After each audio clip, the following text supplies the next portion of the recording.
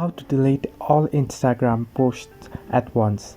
Hello everyone, welcome back to our channel. Today I'll guide you on how you can delete all your Instagram posts at once.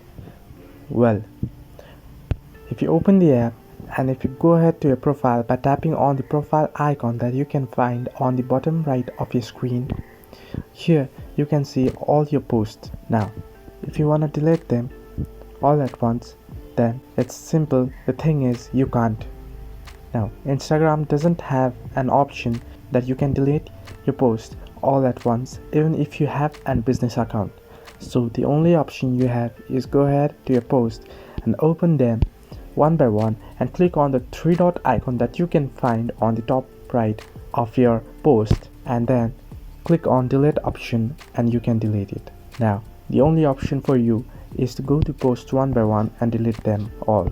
Hope this helped. Do like and subscribe, and do not forget to leave a comment down below if you have any further issues.